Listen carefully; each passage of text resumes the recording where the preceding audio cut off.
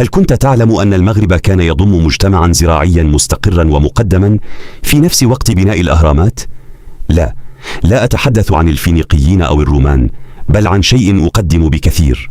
في قلب وادي بهت اكتشف العلماء موقعا أثريا يغير تاريخ المنطقة.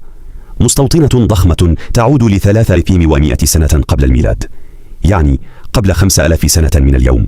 هنا المغاربة القدماء لم يكونوا مجرد رحالة، بل أتقنوا الزراعة المنظمة، حفر تخزينية عملاقة وأدوات متطورة وعلاقات تجارية قوية عبر مضيق جبل طارق. هذا المجتمع الزراعي كان موجودا ومزدهرا في نفس الفترة التي كانت تشهد بداية توحيد مصر تحت حكم الأسرة الأولى، أي بداية عصر الفراعنة. هؤلاء المغاربة كانوا معاصرين لتلك الحضارة العظيمة وليسوا مجرد تابعين لها. نحن لا نعيش فوق أرض عادية، نحن نعيش فوق خزنة أسرار لا تنتهي، وتاريخنا أعمق بكثير مما تخيلنا.